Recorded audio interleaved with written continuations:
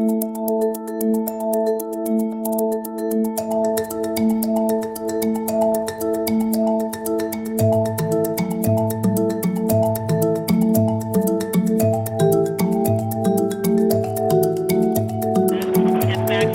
liftoff. Peggy Whitson, Oleg Novitsky, and Thomas Pesquet rocketing towards the International Space Station. I think it's exciting to be part of a record. As a woman, being a part of a record that is for both men and women. So many times we hear that there's a qualifier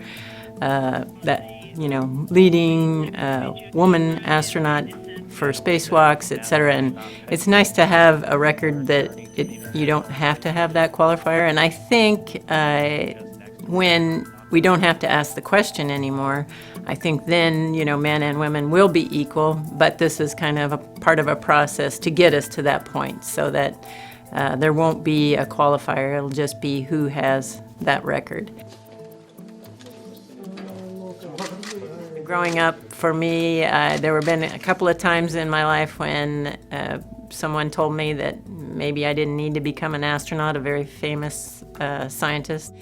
That astronaut thing wasn't going to last too long, and it really wasn't worth my time or effort, and I just kept trying anyway in spite of his words. And another time, I gave up a very prestigious postdoctoral fellowship at the Salk Institute to come and do a fellowship at the Johnson Space Center.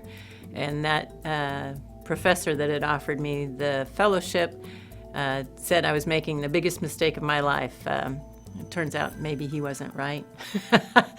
Because for me, I got to live my dream.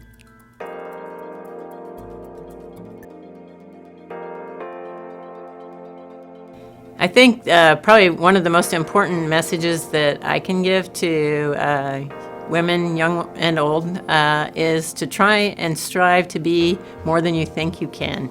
It's always been amazing to me that just living a little bit outside my comfort zone has gotten me to the next step, and maybe even to a step I would never have dreamed of. So I think folks should push themselves to do even more than they think they can, because they are capable.